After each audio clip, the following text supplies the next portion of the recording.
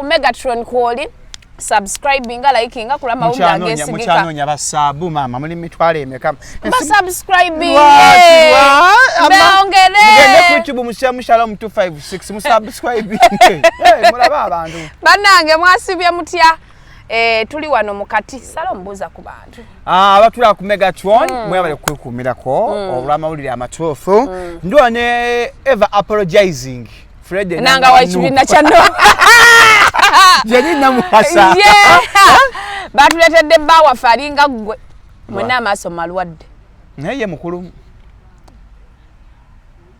twogera ku bawa fe ba baby Gloria wamulabye jjo movie ya welcoming ala plan dimchi plan ndimuko mama nga kakutebwa ati bayagadde omuko sima mama ayagala omuko abafe mama ayagala omutabani nedda Nazala olaba Nazala yakadde omwana Nazala yagadde nnyo Jona Omukwano omukochi ekyo American height slim slender no baby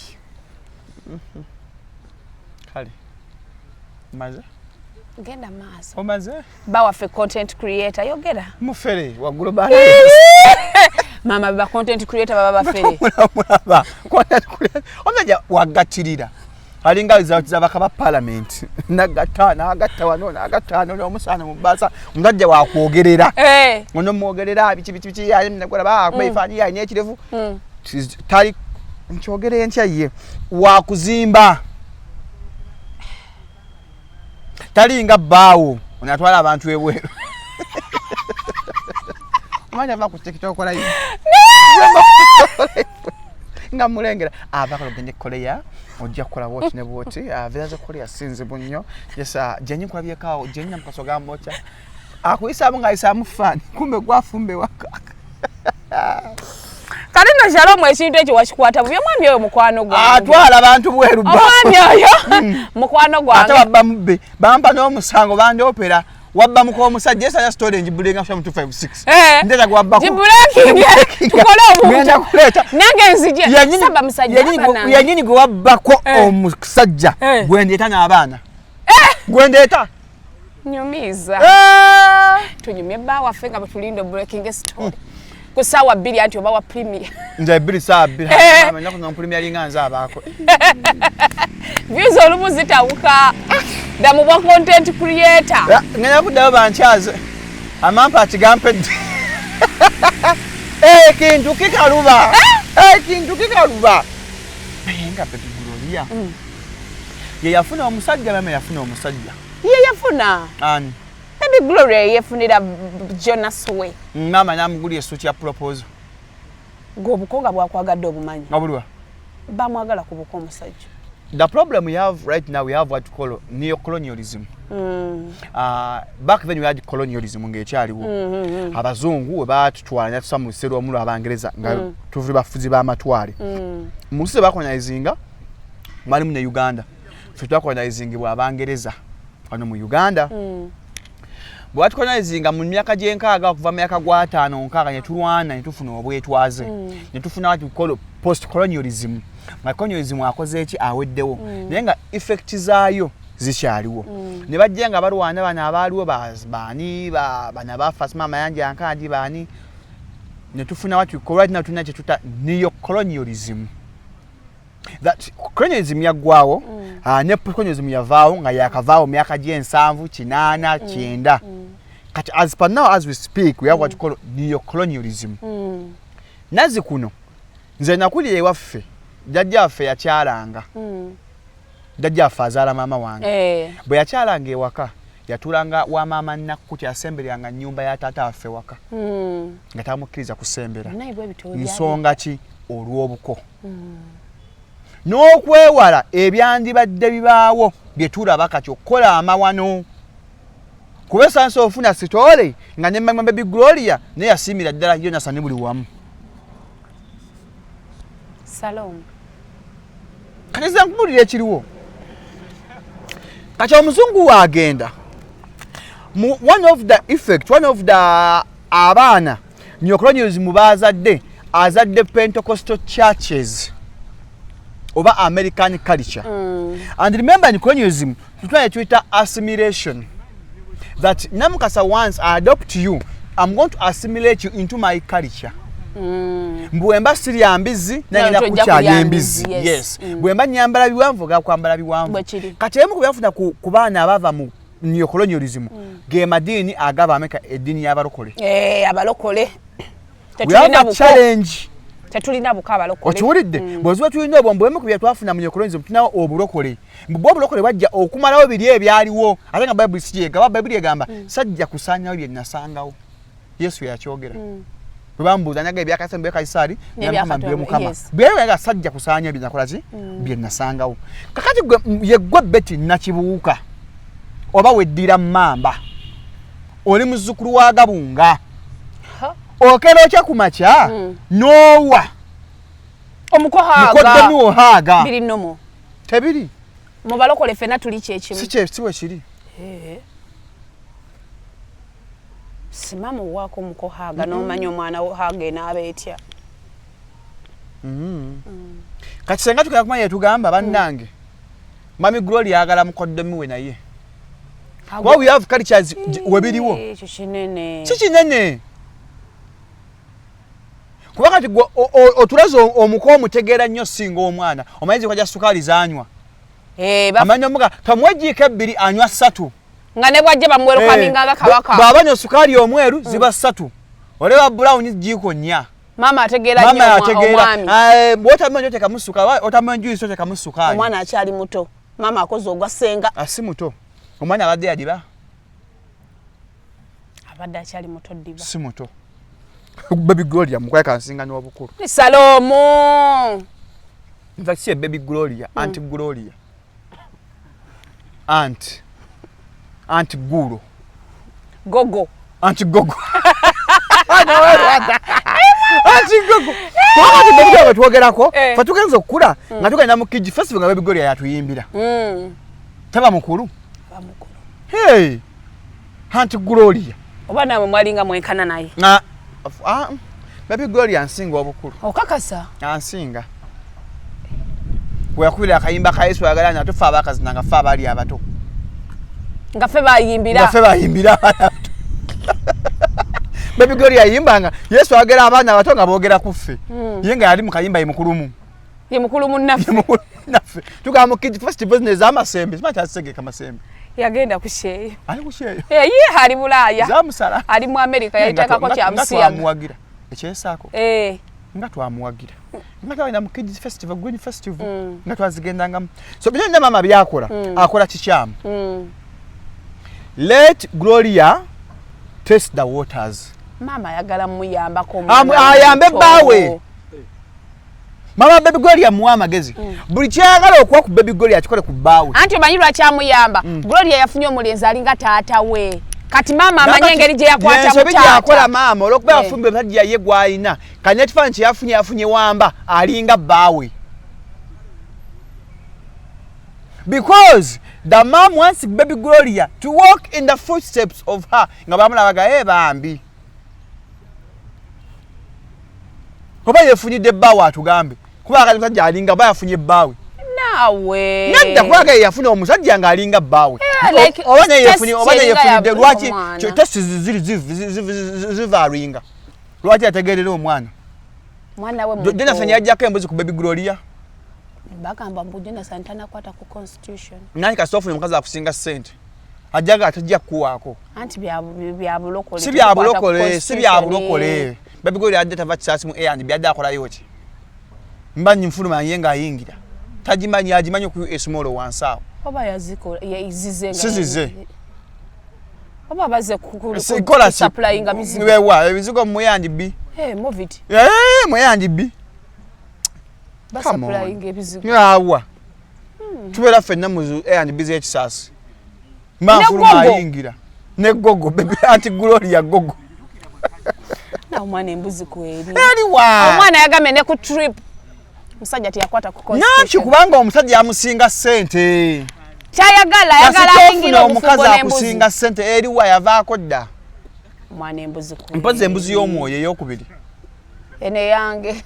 Kati ngeeyiyo. Kati gwe nava ginte ey'okubiri. Eya Yesu gyakuwa. Naye esooka. Ey'okunsi. Lasta agijjako. Nenda omusajja akulyanga okyali ku campus yali mugumu. Namukasa waabwe tolina nviiri. Ndi mutono. Oli mutono. Oli muddugavu olinga 11 pm. Ojja kumanyira. Tajja n'akwagala. Tuyombe. Nene yali munubbi. Naye nonga nalinyirira nnyo ku campus. Okadiye bukulu. Nkadiye bukulu. Kabukulu asomba. Nkadiye. Mega tuonya kama obuntu nawulikana. Ogenda okutuuka ng'okooye tukano n'ekiro nga njogera. Moze nvaako. Kane woba oloota. Oloota bya moze ebyo. Nvaako neebakenga mpulira ataddeko microphone tukole. Mukoleyo akantu akata. Omwana bagenda ku trip. Sajja teyakwata ku constitution. Nati bamusinga ssente. Nedda baagala omusajja wabali bali abaana baagala oyingira mu bufumbo n'embuzi. Bani? Nange kyali kirooto kyange lwakuba tekisaaki. Baby girl talina mbuzi. Agirina. Yafanya ku lubuto. Byali bigambo bya Sudimaani. Kyolowooza Sudimaani mulalu. Gwe omulaba mulamu. Kyokka bannange. Tugende maaso. Gwe olaba Sudimaani mbalira mbalamu. Bwe bayita abaaru omusaako. Bw'onateekako Sudimaani onateeka kaani. Leka kyoguddewo olutalo olupya. Osooka kuteekako. Tokoowa ntalo. Oyo omwana baali bamuwaayiriza bambi tajjanga mu lubuto. Lwavaamu lwokka. Teyalujjamu lwavaamu lwokka. Talufunangako. Talufunangako baali baagala konoona linnya lye bambi. Batte obulango bwe. Batte obulango bwe. Obwa Movit. N'endorsement ze. Eya Movit. Ate Movit naye yasiimye omwami. Lwaki mukubye nnyo omusajja Shalom oba mubadde mwegwaniza gogo? Ngani Baby Gloria? Simwegwanizangako nze. Mwana mulungi. Nonge mukazi wange mulungi. Tala lya kibuga Kampala. Abaana mwabali abatukula. Hayi Baby Gloria omusimba eri kula nyewa sembe mabega. Naawe. Mu Kampala muli obwana bushira gashumba bulabi. Ne gogo. Akaana akatukula. Keewo. Naye nze gogo ansingira shira gashumba. Oli mulalu. Shira gashumba mulungi. Shira buli musajja yenna yandifunye sente. Yanjagadde bano omukazi ng'afaananga Shira Gashumba. Shira Gashumba is beautiful but for me nze nondawo gogo kuba biri nga babataddewo. Nedda. Nedda. Kwata omuganda mu interview bano agala kunkolimira. Jebbi. Kwata musoga. Kwata. Muganda sange wane wabaagala je makinje. Akala inanga mpya kati wiki namba agala interview ne bulankubira mbera mu kamera. Gwe. Nze twala gogo. Kwanya kamba lwa bala abalungi. Ebyaddala. Zimba ku TikTok kungansukulinga Kampala muri. N'abasajja abalungi okumanya nakakasiza abasajja abalungi kasana labye bwa gulo. Mubi. Mulungi. American height. Ate Moze si mulungi simu American. Oli muveeko nawe mulangatira. Oli American height. Ani Moze gogo. Gotwala bebawe. Alina ne buno bugundi bukakoba bwa basultani bebiyindi. Abali bakabaka bokubyalo. Koleke to baba wa muno Namukasa. Neddenze kunyonyola feature. Oba walidde. Nemwe abakusa ku mukono. Sinalya. Ate bagenda kumpita ku mukono ate jjo nensamwa sama. Baka bakuwadde kaadi. Simanyi. Namukasa ngo oleza nnyo. Ndio adogamba. Omusajja wa Super Life konze namu genda maso. Ati kibwe tuddanze omusajja yandabikidde mu ngo wa Super Life. Babifana nyimbo. Emirimu bajjukiza mujjukiza. Meba mujjukiza omulimu gwakola kanti studio siye.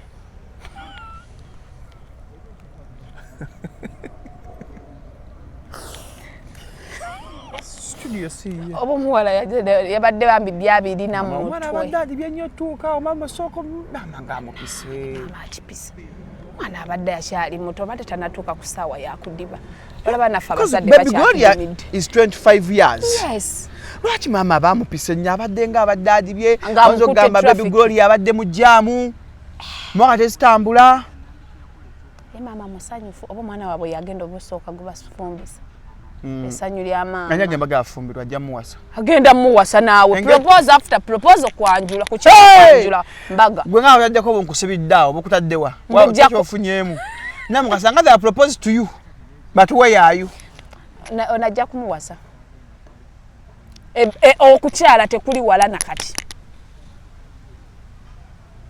Kaya kikutaa kuyite kukyala.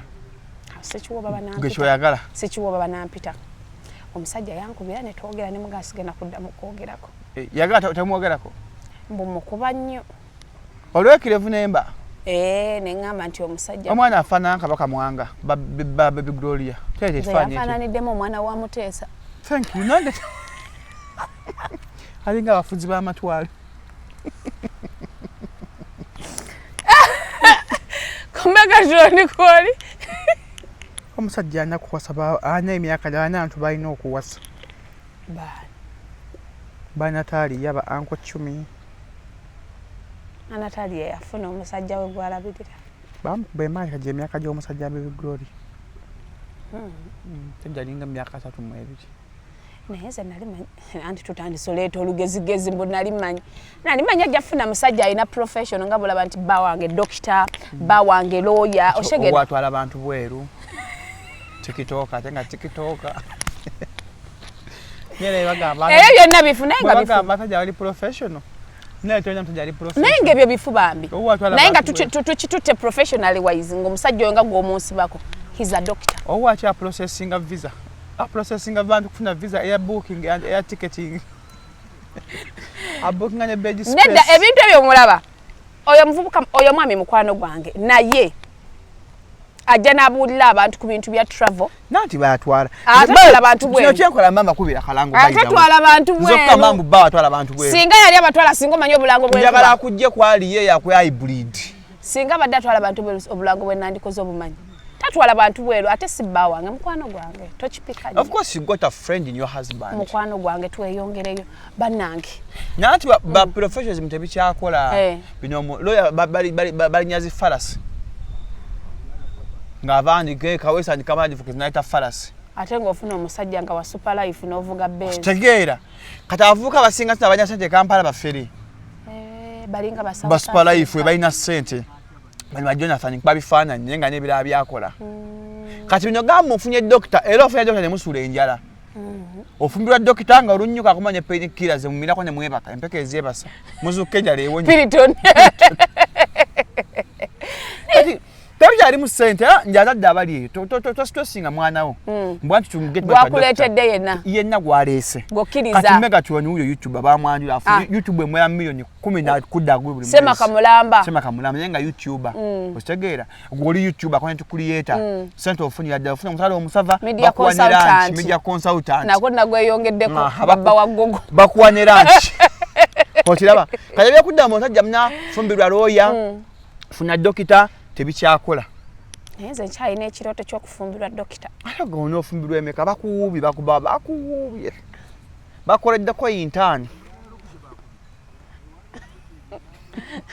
buli agala oyiga ku bufumba atandikira ku nzi gwe gwakolyako yintaani nina zi engagement ring ewaka mu kabokisi nakateekawo bwe nti buli ajja namproposingira nga nteekako tukanya n'ogamba yesinga bwe twekyawanga nkajjako ndiziwa abaana bange bendizaala kayo gazo opulani gazaala kwa Baby Gloria gazaala guno omwaka ogujja nga tukyusizza obukulembeze tali wakuzaala kati kuba Saabalwanyi ati abakutte walabye Eddirisa kye bamukoze ku stage ng'alwana ne WSFC hedi waffe lumpe kampe ka video sinjwabeera ku TikTok yasiwusizza empisa omukulu baleka abadde mama bangambye akoze press conference abankubidde nangamba Ed ali ku press conference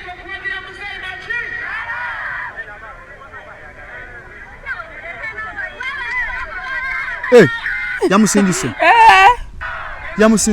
yamusukumye ayiko omusajja ono wesefu so badde ayagala mugamba ave ku stage nti tati babadde kawempe ejjo omukulembeze we yabeeredde nabyo ne stabuwa natto be bayimbidde bembira enyalemu Eddirisa nga bamujja ku stage yasoose n'asukuma wesefu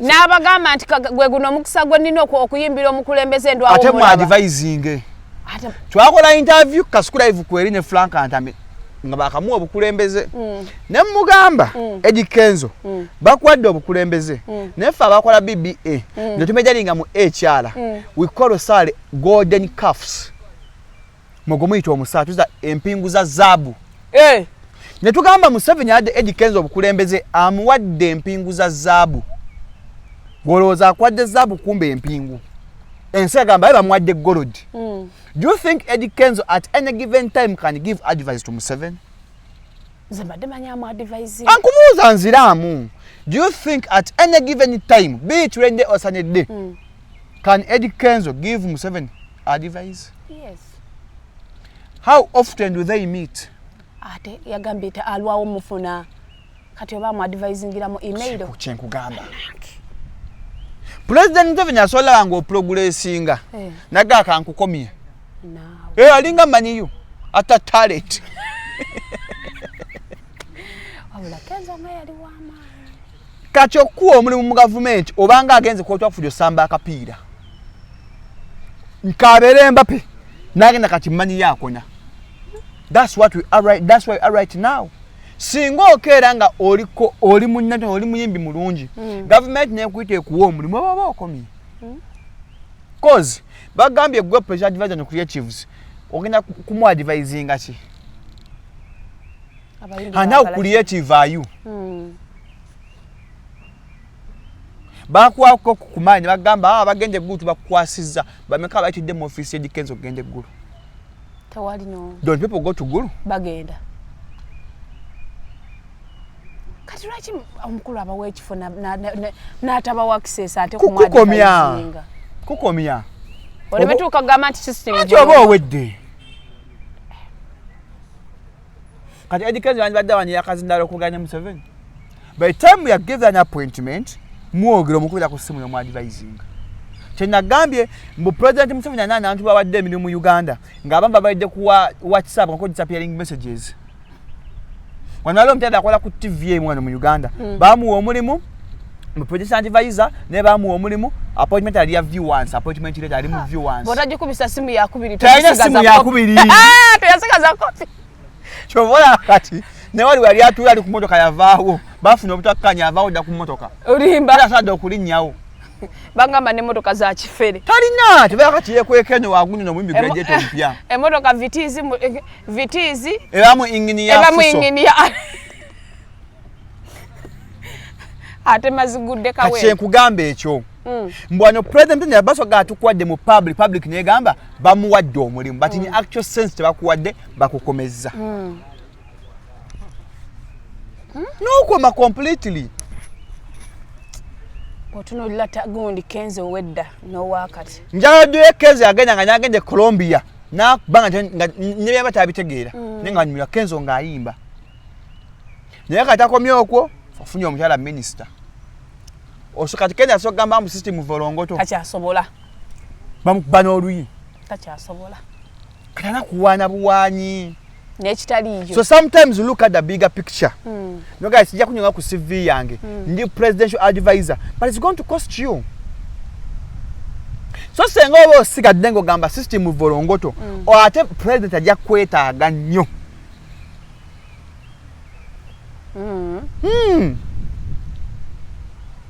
Sitani. Kati president yani mwetaaze nnyo. Bwoba weereza sitani. Ata kulina akobuzibu. Ate sitani yeetaaga nnyo. Omuntu atamukolera. Singa Kenzo yalinda mu kaliro be longer, he would be much variable than he is today. Kati awe ukaliga kavera kachukuru. Omwana yamuwudde ku stage. Kavera ka munanasi. Kati ngali Kenzo ngwa SF sika okay tugambe. Museveni aze kunonya kauluka wempe. Bale said Kenzo ajja performing. Si wa Museveni wa SF tasobola kumujjayo. Tasobola. Because they need him. Neka choli wabwe. Obo yagalo batu yagalo oli wabwe. Vayo. Goli waffe. So sometimes you have to be creative on the steps we are taking. Gloria wange byokusaga, hey, president advisor, bakwadde obukumyawo. But it's going to cost in the long run. Same stuff with Ashba Kato. Bananga alunda mbwa. Singa nayo zafa. Singa Ashba Kato yasigala ku mulamwa. Kati senge beyi nene. Chova mmeso yali ava ambassador agamba. Tekina sense wa kumutunda. He's priceless. No amount of money eso ogula mmeso mujja mu timu mwali. Twaganya ku free transfer. Kati manyi bulabudde bobo ensente zazitowa. Wagamba muzeyi sigana kwesimbawo sigala kwesimbawo kankuleke. Hazwana muganka nkweko Western Uganda nakanjikuwe. Cause value kati ya amani. Value ba ya amani. The moment you attach value to yourself, things change. Chova anobo na kasa kula gambo oli wabwe gojo kuyimba oyimbira bwerere. Cause oli wabwe. abalabe basasula abebwe nese bagamba tute big aja bagamba nyaga milioni 2 bajjamu obwe bamusasudde muleka imba amaliyo because it's not part of them. So in everything you do we wala nnyo okubeera mu class obeera mu majority obeera mu bangi.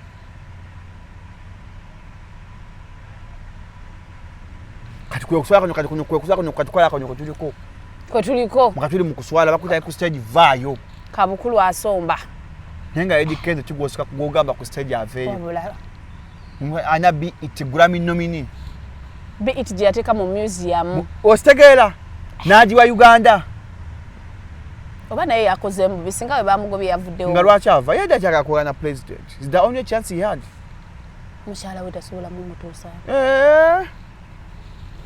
omukyala anonya atukira president nawe minister mulamba state minister who do they report to prime baba ne meeting kazi cabinet meeting naoza mzayo rusa abayo so tuve ku barode ku liye kabawa tudde ku nsonga za Kenzo agalo meeting gundi sajja bamuwewudde naye abambaga memuli yate yalase empisa ne bataniko leeta bukiripo obukadde nga alwana ekyo bekwasa bakikoze kubanga bakimanyi waabwe they wouldn't do that to a person atali waabwe zoleyo ekyo akikola kabako kwamba mwetaaga naye kasita bavuga nga tugende tuvuba katono rode waffe so kwa tinete twagala banange akalulu ke kawempe babadde bali mu kabbaliro amangu ago mukwano babaguddeko nga batikinga aba enyare enale mungejuza box set obutawo bonna buyitirivu ne babakwata byadda bakabye mu advance nita swa kuwangula enyale mu country nga babadde bakakedde nanti kwe kubala okufa okwo enyale mu country ni kawempe tesobola badobere yokubiri kati buno badde batikinga badde bagezaako badde bali mukuba kwata kya kubiri nkugambye basanze nga batikinzi nga peni eziri wali tebasobola kuwangula abantu bekampe siri bafala gwe simba kwa Kampala Central ne chikulema umani MP kampanya bigana nojja kampanya opanga nyumba myezi mukaga choga aba kampanya amanyi muntu abera mu kawempe lwaki baba kule ebintu boba eyo constituency jobera mu lwaki bantu babagala okwesimba yapanga sayo ne kalifa bebe yatuzanyira ku mutu yasoka lubaga yali lubaga katata ali kawempe and you think Ugandans are stupid bagenda mulagamba anya kwesimba lubaga kalulu bakakedde Shalom echa tugenda bire ya kalulu oba wakatidde ensha sagala bigenda musagala kunkuba jati ekuba bakuba na bosa nalabiyeko tibagenda balumba kimafi yonkuba nkukuba nati bajja kuba samne kabukastozala efekatuzala you cease to be yourself tukana roza ku family roza kuba twagala kulumba kalulu naye twakatidde atukubira yempo mugendeyo ati mwagala akatambula mujja kawuli akatambula yizovayo nga nayo katambudde nawo begumbe litambula bakuse munda nenga on all abantu bekawempe bagenda bonje gwe bagala okulonda waliwo zambu yagenda bakolera bamuwakalu ate bakakuume bakuume n'emirembe batidde kakeera twagala ositali yonna mbwa afa ba provokinze nayako munda ndinyo mutaffe mu Katonda ng'agamba nti basookeza police akibicho ninga kati Saulo mulamba mwoyo muvaako dda otimba takyali muntu wa Katonda abantu basokereza bali donc kyokereza onkube you supposed to protect and serve. Were you protecting to keep land order? Abana no chebamu. So by keeping order nga onkuba si munadini. Abana bakwatanga munadini bamuwe basa ne bategeera nti nkugambe ekyo. Nedde ekyo kiba kiweebwayo. Ekyo baweebudde. Kiweebwayo. Tetune tukulabira gwe munadini kazimba mugalu. Nze ndi Anglican. Kyannuma nnyo. Ng'ekkanisa ya Uganda evudde ku kintu ekituufu kyerabirako ddala nti bakuba abantu. Gwe nova n'ogamba gwe kabona wa Katonda Archbishop atwaleke n'ogamba abantu be ba provoking the police. You don't utter such statements. in the position you're in. Bible egamba defend the poor, protect the widow, protect the rights of the orphans and the vulnerables. Archbishop aina protecting ate kati bayo kwogera ekyo ale kubya Bible mujja babira ku bikolwa byabwe bamwambule n'omwambule oyo takyali archbishop takyali avudde kunonera Katonda protect the poor the widow and the rest of the orphans ng'ovudde n'ogamba abantu bayakyonkereza poliisi nga gwa ino vayo gatte ku ddoboozi ku maloboozi amala agagamba nti bannange poliisi mukole mugamba ati protect Ugandans bw'oba olina akasunguyira ng'oli mu poliisi bakutwale mu counseling bakutwale mu rehab because you're dealing with people ositegeera mugakuba abantu paka ddi apoliisi bakambwe era ekkanisa yemmwe mwava omuntu yasaba President Museveni emmotoka kati abanaddiini abo pakati akyagibanja mu tugamba God is a provider, Jehovah Jireh. Can't he provide a car for you? Munange bintu byakyuka Bible egamba bwatakumba kibuga n'abakomite basobola nanti bwe tubeera wali eri kujja kalanda emmotoka za pasta ziyitawo nga poliisi yemusoose mu maaso nyenga gwena stika ya pasta ku motoka yekuuma abasiru omusumba omu anawunya omuntu akkiriza musumba I look at and I laugh negundi nalabe bamuyisaamu abaana bavuma seeka waffe kiti abakola seeka kiba bavuma kibi those are kind they are looking for relevance nange kye nagambye seeka kyabadde nnyo ku ddoboozi ly'abantu mbo tebikkirizibwa mewa mbo baba gayinsi simaya muzibu zikiti kuseeka tina aba aboogera nnyo asinga eddiini batubuulire seeka kiti afizo abamba alongoosa toyi kayakati alongoosa toyi alagirye afizo yasoma Kurani mu mutwe mulamba mukola kino bwe kiti they're looking for relevance, talkability. So that I nganze bwenkola ne kiki kyagenda kukola kyenzikiriza ebitenda makulu tabiwa makulu background noise asigale ku mulamwa yo mulaba kiseeka kitinge omulaba ali nnyo side y'abantu Kurani kyegamba protect the weak kati kyali mukola gwoli mulokole manyi Bible na wegambira anywedde nga agumyanga atanywedde abakankana amavivi Paulo yakyogera anywedde nga ayimiridde nga anywezanga abakankana amavivi that if you are in position to help those who are weak do it toba kudalira mumwe abasookereza poliisi oli muzadde you're going to be archbishop forever ate biko nye ejimi kyosuka myaka 69 natusaako omupya nga bakujjako ngovaako bo balondera archbishop eri ebweru namirembe wanyu batulawo namirembe banga babikolera mbuloma waliwo house of bishop batula ne balonda bamala ne babuweereza erinnya Roma mbo si bya Roma Roma is for Catholics waliwo gye baweereza Church of England eyeyawula kuba Church of Uganda eyawula ku kanisa y'ebungezo olw'ebisiyaga cause Archbishop we can't by rakkiriza okublessinga same sex marriage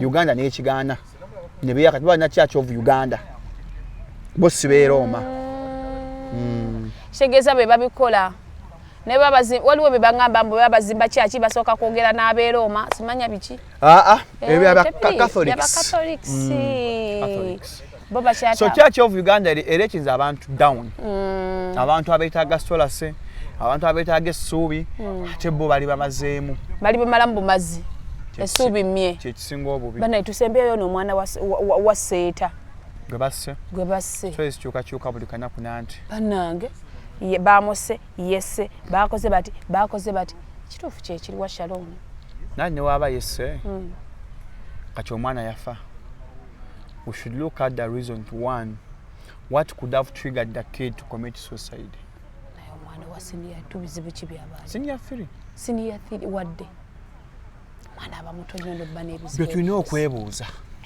ki ekiyinza obbanga kyamuviirako okwetu oba luminati n'ebiluminati gyebiri ebyebintu batugamba nga nati mwalimu ba Jay-Z ba Beyonce Bebatugamba.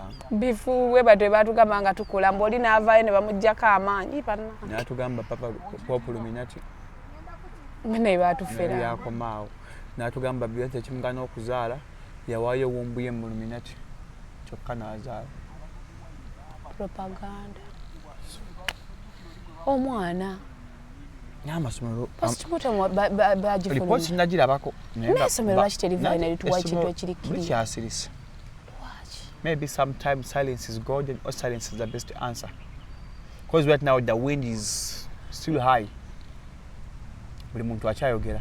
Naye ko ntajja omukulu ng'akola video.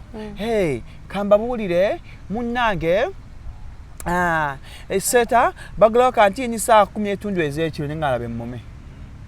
Bagulawo kantini? Sukulu kantini. Bagigulawo 10 ez'okumakya. Abaana gagenda morning prep. Kantini yaffe yalinga nzigule morning prep. Kantini yense tegula saa 10 amugenda onywa kyayi. Tajigula saa 10. So kati buli muntu agala kwa magezi ku nsonga za mwana. Not forgetting the more we talk, the more we are hurting the family. Family tena nayogera uncle. Era uncle wayogeredde kitegeeza bali muli mabega. Nedda. Nedda. Mbo mwana yali amaze obulamu bwe bonna ne uncle. Alimba. Hey. Nedda alimba. Uncle alimba. Uncle alimba. So interview jina nina gano jita. Nabikola nembigattagattaawo nadeseeteyo ku vidi nembirabanga. Naye ng'omwana yetta aba batamutte. Tuve ku ky'omwana yetta. Kale kiri omwana yafa. The biggest question should be what really happened. Essomero liveeyo tebalina akola PR waabwe. Wewe basirisa. Omanyi eriro yabaseeta hayi. Katikkiro. Ffe twasomera eriro yawaffe. Katikkiro Peter Mayiga. Yes. Yaliro yabaseeta hayi. Takyali kati. Naye balina PR atuwe postmortem tutandikiraawo. Postmortem yali bagikola bayita family. Nakubira nandika seete. Hati bagite mu public. They bayita family. But I think they had a meeting. Either they met last week or this week. But they met. So the more we talk about things, let's be mindful of the parents. Tuve ku uncle. Uncle naye n'obulumi mbuye yali abeera n'omwana ebiseera ebyo. Bwe kyeyagamba. Papa bazadde nga tetubalaba ku kyogera. Kyogera abazadde emizimu okwogereramu uncle. Abula. So uncle, I would advise uncle.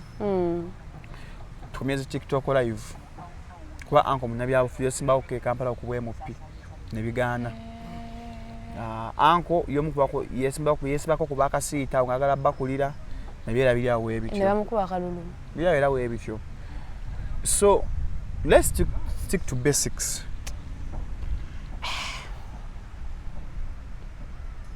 Yoga uncle mwana akuluma ne what about the parents abazaala omwana? Auntie. We are hurting them discussing Tamanyi Fenna what we views. We are making a mistake. We are hurting the family. Naezo incident wezuka masomero tubasobola n'okusiba w'essomero. Balisiba. Banoonyereza. Sengali ali lyamunako. Anti kubanga yo sete ekya operating Sengali ali lyamunako senga baaliggala. Naye munne erya minister. Muyingo. Minister. Ndabe ekyo ekintu kinene nnyo omwana okwettira mu ssomero.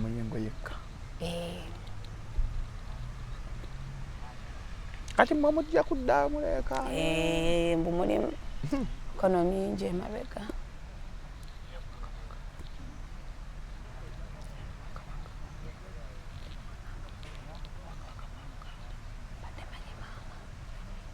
Atakulira ku gaasi.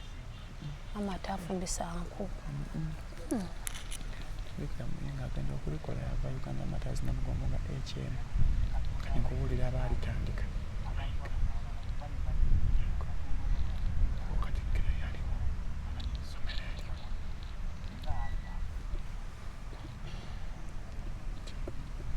ontegedde gola bula abyogerako biri kumpagi bula ayina ebizibu bula sawa eno simanyi oba siwano tulina mukama yabadde kibbule kyekyakusa ku bbule lumbe bigambo byamuyiseeko kyekyakusa ku bbule nawe ŋŋamba yabadde kibbule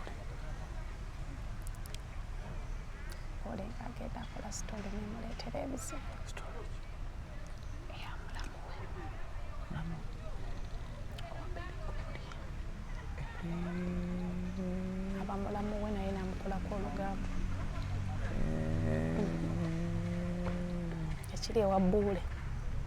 Omutunuzaamu kamera agamba munzije bintu byammwe. Buule njompe y'akantu. Ha ogamira munzije bintu byammwe. Buule muntu affe teyakyanga. Buule nja kujompe y'akantu kyoke kuyiga amaaso mu Uganda. By'omwana baby Gloria. Tasobola. Lwaki? Buule nga yakoleranga bantu. Okolera abantu kabadde ku costinze bingi. Baku Buule. Tumuleke. Ogakulanga. Ne bwayogera kigambo Gloria azirika. Tutambula ne bannaffe aba Victoria University mama wana badde meeting ya Lumbe. Bambloka. Abaga so much intake cyagenda maso mu Victoria University mwewandise mubenga ate musoma banna mugende musome. Abagala bachelors, masters, certificate weziri. Kosane diploma. Nebyo byonna na hub mouth wash. Abali mwaka mwa oli salida lumu nenda kwesana na hub mouth wash. Ogubenda dezamanyo. Nogendezanya kutwala Zanzibar. Twala. Banga 12 ulangu yabajja bulaba ogende. Omukaga atuteeke ku list. Ndamati mulanga basawo baganda. Tugenda mulanga. Atuka akalango tumulanga atutwale Zanzibar. Mega tuonika seko mbe Shalom akabye ku yeseta.